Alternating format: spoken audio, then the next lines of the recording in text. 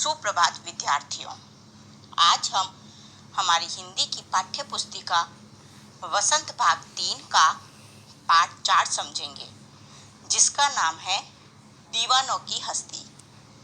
इस कविता में लेखक भगवती चरण वर्मा जी ने हमें यह बताने की कोशिश की है कि दीवाने किसी बंधन को स्वीकार नहीं करते हैं। वे एक जगह पर टिक कर भी नहीं रहते हैं। वे कभी कहीं और कभी कहीं चले जाते हैं। वे लोगों का सुख दुख बांटते चलते हैं। गरीबों में अपना प्यार लुटाते चलते हैं। उनका जीवन मान अपमान की भावना से परे होता है। तो आइए देखते हैं दीवानों की हस्ती कविता की कुछ पंक्तियां का भावार्थ। कवि कहते हैं, हम दीवानों की क्या हस्ती है, आज यहाँ कल वहाँ चले, मस्ती का आलम साथ चला, हम धूल उड़ाते जहाँ चले। दूसरी पंक्ति है, आए बनकर उल्लास अभी, आंसू बनकर बह चले अभी, सब कहते ही रह गए अरे तुम कैसे आए कहाँ चले। इन पंक्तियों में कवि ने बेफिक्र रहकर मस्ती का जीवन जीने वाले स्वतंत्रता आंदोलन के सेनानियों का कार्य व्यवहार एवं मनोदशा का वर्णन किया है।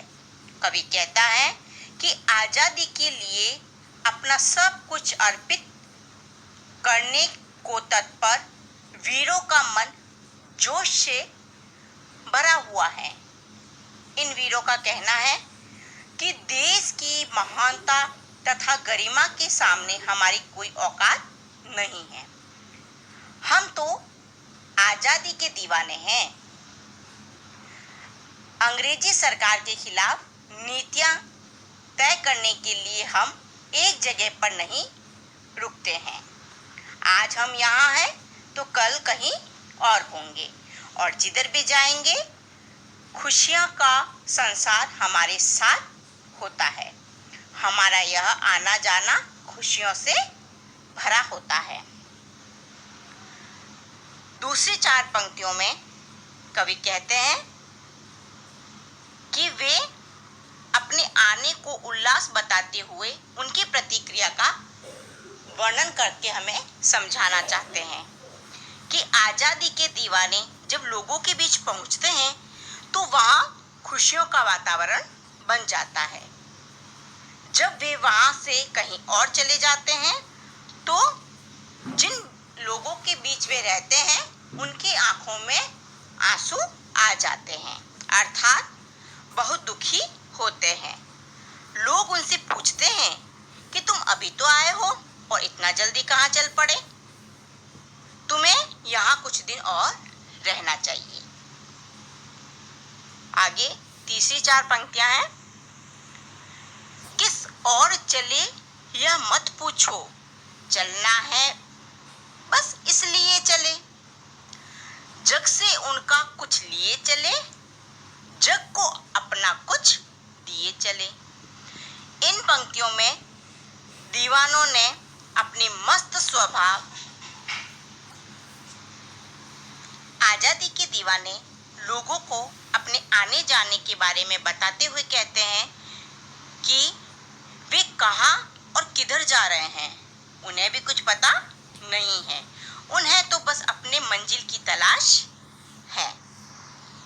वे तो जीवन को चलते जाने का दूसरा रूप समझते हैं, अर्थात लक्ष्य प्राप्ति के लिए चलते ही रहना जीवन है, ऐसा उनका मानना है। वे इस दुनिया के लोगों से उनके दुख लेकर खुशियां देते हुए और खुशियां बांटते हुए आगे निकल जाते हैं। आगे की पंक्तियां हैं, दो बात कही दो बात सुनी, कुछ हंसे और फिर कुछ रोए, छक कर सुख दुख के घूंटों को हम एक भाव से पिए चले। इसमें लोगों ने अपनत्व को जताते हुए उनसे प्यार भरी दो बातें कहते हैं और उनके दुख सुख को सुनते हैं। वे दूसरों के सुख से प्रसन्न तथा दुखी हो जाते हैं उनके दुख से। उनके चेहरों पर आए सुख दुख के भावों को समान रूप में अपनाया है, अर्थात वे दूसरों के दुख में दुखी होते हैं और उनके दूसरों के सुख में सुखी भी हो जाते हैं। वो अपने जीवन में दुख को ज्यादा महत्व नहीं देते हैं और ना ही वो सुख को ज्यादा महत्व देते हैं। आगे की पंक्तियां हैं, हम भिखमंगों की दुनिया में स्वच्छंद लुटाकर प्यार चले। हम एक निशानी सी उर पर ले असफलता का भार चले। इस पंक्तियों में कवि बेफिक्री भरा जीवन जीने वाले दीवानों को अपने व्यवहार तथा मनोदशा के बारे में बता रहे हैं। वे कहते हैं कि स्वतंत्रता पाने को अपना लक्ष्य बनाए मनमौजी मस्त मौला स्वभाव वाले दीवाने लोग जहाँ भी जाते हैं वहाँ दीन हीन तथा अभावग्रस्त जिंदगी में जीने वाले लोगों के बीच अपना स्वतंत्र रूप से प्यार लुटाते जाते हैं। अब अपना और पराया क्या, आबाद रहे रुकने वाले। हम स्वयं बंधे थे और स्वयं हम अपने बंधन तोड़ चले। स्वयं यानी खुद का, अपने आप का।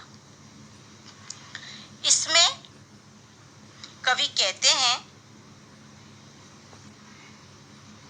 कि मातृभूमि को स्वतंत्र कराने वाले हम दीवानों के लिए न कोई अपना है न कोई पराया है। हम सभी को समान भाव से देखते हैं। हम विभिन्न जातियों, धर्म, संप्रदाय के लोगों को एक समान मानते हैं और सभी में अपनी खुशियां बांटते जाते हैं, अपना हर्ष बांटते जाते हैं और उनमें कुछ दुख होते हैं जिन्हें हम समेटते जाते हैं। अपने जीवन के नियम बंधन हमने खुद ही बनाए हैं और खुद ही उन्हें तोड़कर हम किसी और जगह जा रहे हैं, अर्थात स्वतंत्रता के लिए कुर्बान होने की ओर कदम बढ़ा रहे हैं। तो इसमें जो भगवती चरण वर्मा जी हमें बताना चाहते हैं कि दीवाने किस तरह लोगों के दुख को और सुख को बांटते हुए उनमें स्वतंत्रता की भावना जगाते हुए आगे बढ़ते जाते हैं और लोगों में उल्लास बढ़ते जाते हैं। आशा करती हूँ आप लोगों को इस कविता का भावार्थ समझ आ गया होगा। धन्यवाद।